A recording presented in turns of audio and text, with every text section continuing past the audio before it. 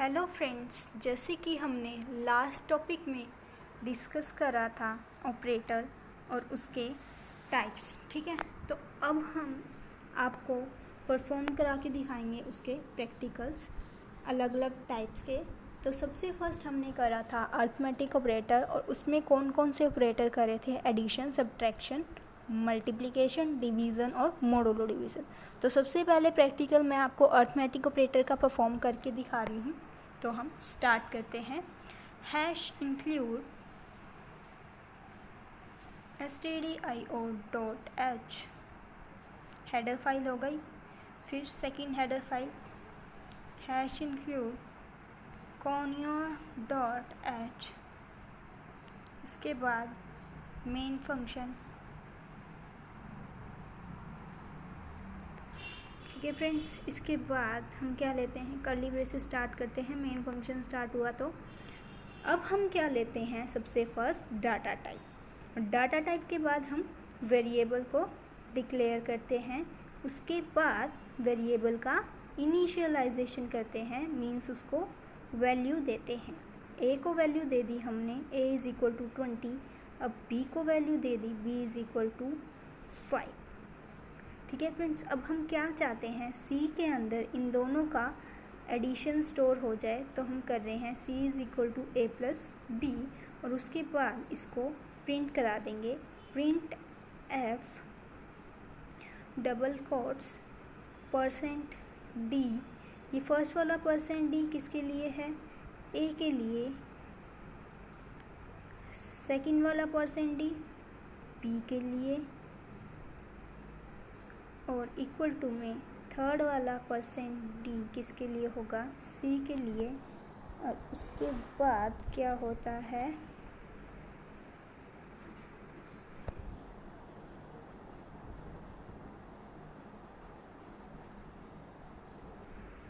Coma a b और c, ठीक है फ्रेंड्स। तो ये हमारा प्रोग्राम बन गया एडिशन कराने के लिए। अब मैं इसको रन करा के दिखाती हूँ। देखो फ्रेंड्स, इसने मेरे को क्या दिया? 20 + 5 इज़ इक्वल टू 25, ठीक है फ्रेंड्स। तो हम इसको ऐसे परफॉर्म कराते हैं, ऐसे यूज़ करते हैं ऑपरेटर को। अब अगर मुझे इनकी इसी ही प्रोग्राम में इनकी मल्टीप्लिकेशन भी करानी है, तो मैं क्या करूँगी? a स्टार b स्टोर करा दूँगी c के अंदर, मीन्स इन दोनों की मल्टीप्लिकेशन स्टोर करा दूँगी, और उसके बाद प्रिंट f प्रिंट करा दूँगी %d, और फिर b के लिए %d इज़ इक्वल टू में %d, और इसके बाद क्या होता है? a b और c, ठीक है फ्रेंड्स। सॉरी, सेमीकोलन लास्ट में। अब मैंने इन दोनों की एडिशन भी करा दी, उसके बाद मल्टीप्लिकेशन भी प्रिंट करा दी। अब देखो फ्रेंड्स, देखो इसने मेरे को एडिशन दिया, उसके बाद मल्टीप्लिकेशन दिया, बट एक ही लाइन में दे दिया तो समझ नहीं आ रहा। इसीलिए मैं यहाँ पे यूज़ करती हूँ न्यू लाइन कैरेक्टर। सॉरी, अब देखो फ्रेंड्स, ठीक है, न्यू लाइन में आ गया। अब अगर मुझे डिवीज़न भी करानी है और मॉडुलो डिवीज़न भी करानी है, मैं ये दोनों आपको करके दिखा रही हूँ, डिवीज़न भी और मॉडुलो डिवीज़न भी, ताकि आप डिवीज़न और मॉडुलो डिवीज़न के सिंबल में कंफ्यूज ना हो। फ्रेंड्स देखो, सबसे पहले मैं डिवीज़न बता रही हूँ, a/b, ठीक है। तो हमें क्या कराना है? इन दोनों का पहले डिवीज़न कराना है। डिवीज़न के लिए हम प्रिंट कराते हैं %d डबल कोट्स, पहले मैं यूज़ करूँगी /n, और फिर उसके बाद %d divided by %d is equal to में %d, और फिर इसके बाद a b और c, a b c, ठीक है फ्रेंड्स। अब मैंने क्या करा दी, डिवीज़न भी परफॉर्म करा दी। अब देखो फ्रेंड्स, आ गया, एडिशन भी आ गया, मल्टीप्लिकेशन भी आ गया और डिवीज़न भी आ गया। अब देखो मॉडुलो डिवीज़न भी मैं इसके नीचे ही परफॉर्म करा रही हूँ। C is equal to, friends modulo division का सिंबल होता है ये वाला %d, ठीक है फ्रेंड्स। बट अगर मैं प्रिंट एफ में लिखना चाहूँगी और मैं %d का सिंबल यूज़ करती हूँ तो कंपाइलर कंफ्यूज हो जाएगा, %d %d, ठीक है, तो वो एरर दिखाएगा। तो इसीलिए प्रिंट एफ में यहाँ मैं सिंबल यूज़ करती हूँ सबसे पहले /n और फिर उसके बाद %d।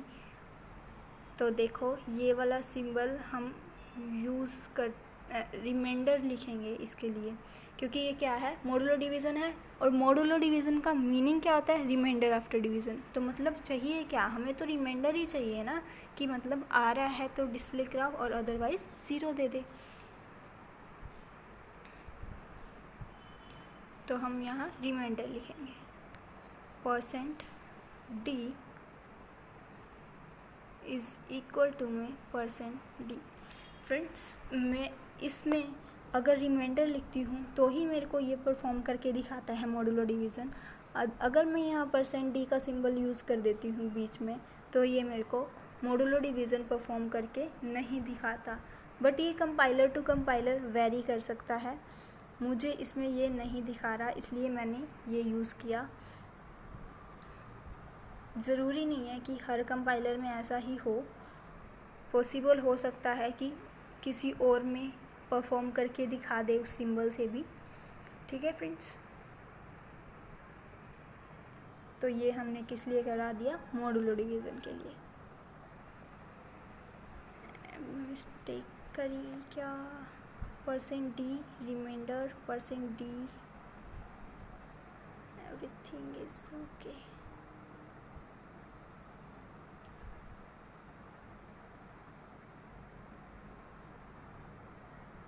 ओह सॉरी, हमने क्या मिस्टेक करी, डबल कोट्स का ब्रैकेट स्टार्ट होते ही डबल कोट स्टार्ट होते हैं, ठीक है फ्रेंड्स। तो क्या आ गया, अब देखो पहले इसने एडिशन दिखाई, फिर मल्टीप्लिकेशन दिखाई, फिर डिवीज़न दिखाई और उसके बाद मॉडुलो डिवीज़न दिखाई, ठीक है फ्रेंड्स। तो हम इसको ऐसे परफॉर्म कर सकते हैं। तो ये सब एक ही प्रैक्टिकल में मैंने कौन सा ऑपरेटर करके दिखाया है आपको, arithmetic operator, addition, multiplication, division और मॉडुलो डिवीज़न। अब हम आते हैं असाइनमेंट ऑपरेटर के ऊपर, जिसमें हम क्या करते हैं, वैल्यूज़ को असाइन करते हैं। अब देखो इसका प्रैक्टिकल,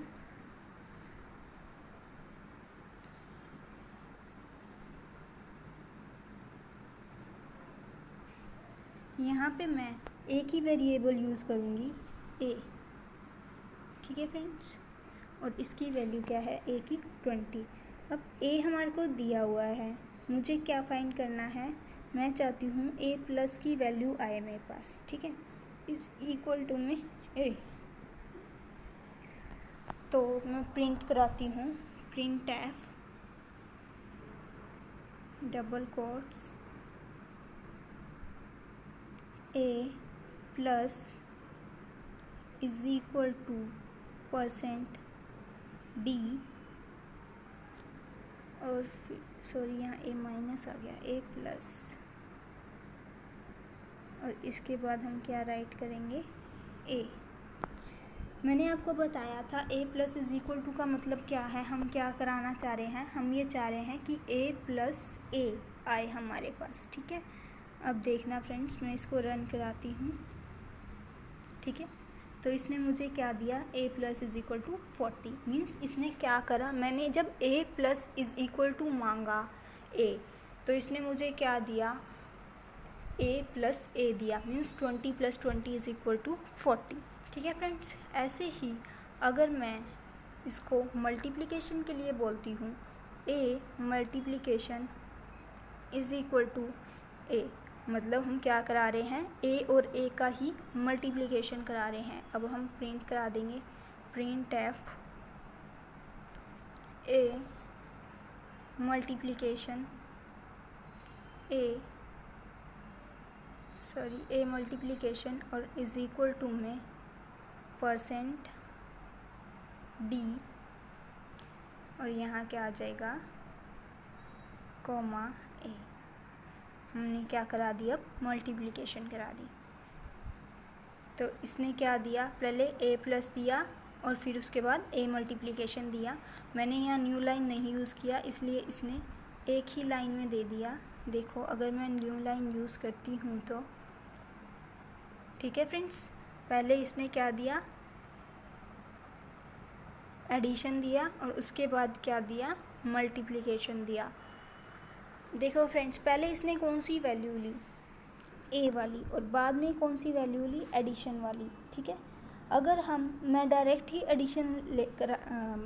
ही मल्टीप्लिकेशन कराती हूँ तो ये मेरे को देता 400। ठीक है, अब मैंने एडिशन कराई पहले और फिर मल्टीप्लिकेशन कराई तो इसने वैल्यू कौन सी उठा ली, ए प्लस वाली उठा ली 40। ठीक है, ये देखो अगर मैं इसको रिमूव कर दूँ एडिशन को, तो देखो तो इसने मुझे क्या दिया, 400 दिया। ठीक है फ्रेंड्स, तो ये इसको हम ऐसे यूज़ कर सकते हैं असाइनमेंट ऑपरेटर को। ऐसे ही आप मॉडुलो डिवीज़न कुछ भी परफॉर्म करा सकते हो। ठीक है, तो ये क्या था, असाइनमेंट ऑपरेटर का था। अब नेक्स्ट क्या था, यूनरी ऑपरेटर। उसमें किस चीज़ प्रैक्टिकल थे, इंक्रीमेंट और डिक्रीमेंट के, जिसमें भी दो थे, पोस्टफिक्स और प्रीफिक्स के। तो सबसे पहला प्रैक्टिकल मैं आपको प्रीफिक्स का करा रही हूँ। देखो फ्रेंड्स, यहाँ मैं वेरिएबल ले रही हूँ ए, बी और सी। ये हमने 3 वेरिएबल ले लिए। ए को हमने वैल्यू दी 3, बी को हमने वैल्यू दी 5 और सी को हम क्या चाहते हैं, c इज़ इक्वल टू क्या आए, c की हमें वैल्यू निकालनी है। ठीक है, c प्लस और प्लस प्लस b, मतलब कि हमने b में इंक्रीमेंट करा है लेकिन पहले करा है, तो ये क्या कौन सा हो गया, ये प्रीफिक्स हो गया। अब हम इसको प्रिंट कराते हैं, print F a is equal to percent D, फिर comma B is equal to percent D, comma C is equal to percent D, और फिर इसके बाद क्या आता है, ए, बी और सी। ठीक है फ्रेंड्स, अब इसमें क्या होगा देखना, इसमें प्रीफिक्स में यूज़ करा है ना हमने ऑपरेटर, तो इसमें पहले एडिशन होगा फिर वो सी को वैल्यू देगा। मतलब पहले 5 + 1 6 हो जाएगी बी की वैल्यू, और उसमें 3 ऐड करेगा तो 9 देगा ये सी की वैल्यू। ठीक है, पहले एडिशन होगा फिर सी को वैल्यू देगा। देखो फ्रेंड्स, ठीक है, ए की वैल्यू क्या थी, 3 आ गई, बी की वैल्यू क्या थी, 6। क्यों, क्योंकि हमने उसमें इंक्रीमेंट करा है, तो पहले इंक्रीमेंट हुआ और उसमें बाद में सी को वैल्यू दी इंक्रीमेंट करके।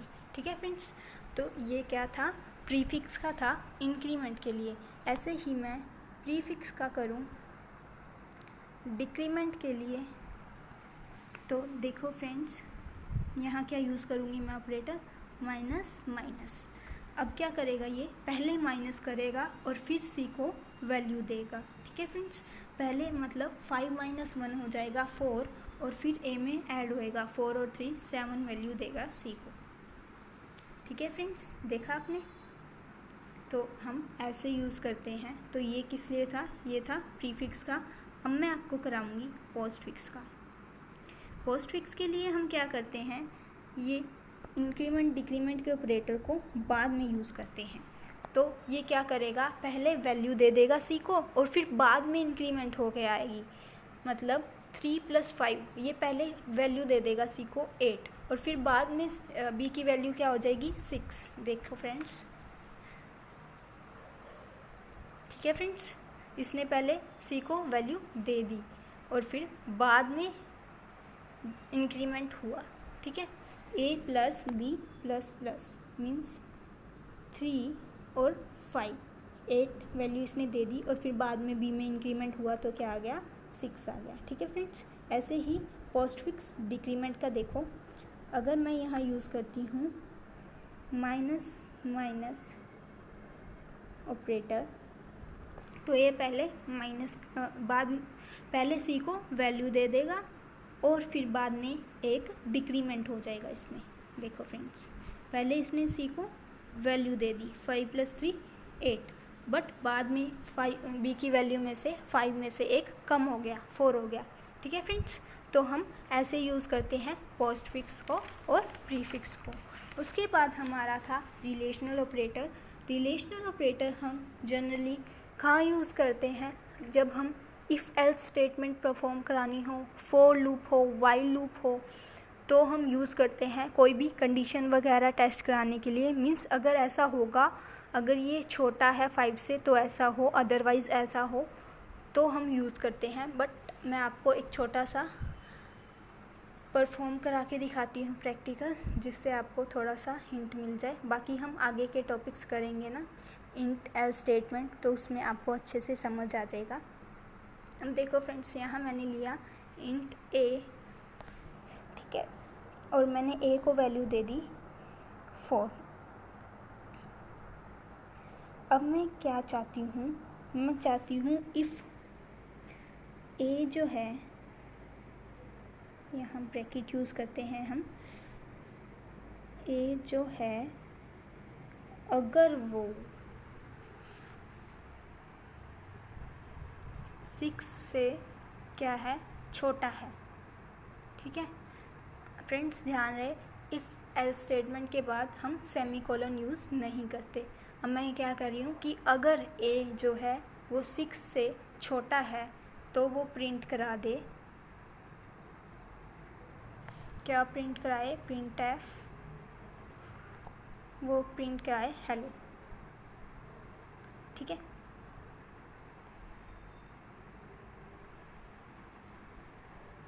करा दिया प्रिंट, क्यों, क्योंकि ए को वैल्यू क्या दी थी मैंने 4, और 4 क्या है, 6 से छोटी है, तो उसने हेलो प्रिंट करा दिया। बट अगर ए को मैं वैल्यू दे दूँ 8, 8 तो 6 से बड़ी है। अब देखना क्या होता है, क्या दिया इसने मुझे, कुछ नहीं दिया, मतलब ये कुछ भी प्रिंट नहीं कराएगा, ठीक है फ्रेंड्स। अगर हम एल्स में यूँ दे देते हैं कि हाँ वैल्यू छोटी है तो क्या है, हेलो आए, अगर वैल्यू बड़ी है तो क्या है, एंटर लिखा हुआ है, तब एंटर आ जाएगा। अगर हम कुछ नहीं देते तो वो हमें आउटपुट में भी कुछ नहीं शो कराएगा, ठीक है फ्रेंड्स। तो हम रिलेशनल ऑपरेटर को ऐसे यूज़ करते हैं। बाकी आप इसका यूज़ आगे भी देख लोगे अच्छे से, जब हम इफ़ एल्स स्टेटमेंट या लूप्स करेंगे तो उसमें, ठीक है फ्रेंड्स। उसके बाद हमारा था स्पेशल ऑपरेटर, ठीक है। स्पेशल ऑपरेटर में सबसे पहले था ampersand, address operator, comma operator, value operator, तो ये तो हम यूज़ कर चुके हैं पहले। उसके बाद था एम्परसेंट, तो स्कैनफ में हम यूज़ कर चुके हैं। कोमा ऑपरेटर हम अभी यूज़ करते ही आ रहे हैं ए बी सी वेरिएबल्स को सेपरेट करने के लिए। तो इसमें मोस्ट इम्पॉर्टेंट जो है वो है साइज़ ऑफ ऑपरेटर। मैं आपको ये परफॉर्म करके दिखाती हूँ। ये दोनों हेडर फाइल हो गई सबसे पहले, ठीक है। मेन फंक्शन हो गया इंट ए, हमने ले लिया वेरिएबल। अब अगर मुझे ए का साइज़ जानना है कि ए का साइज़ कितना है, ए क्या है, इंट है, इंटीजर डाटा टाइप। तो अगर मुझे इसका साइज़ जानना है तो मैं यहाँ क्या लिखूँगी, साइज़ ऑफ, ठीक है, इज़ इक्वल टू %d। उसके बाद मैं लिखूँगी साइज़ ऑफ ए, ठीक है, ए यहाँ ब्रैकेट में आएगा।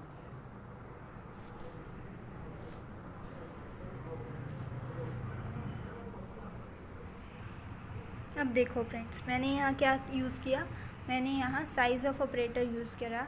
तो अब ये मुझे क्या देगा, साइज़ बताएगा ए का।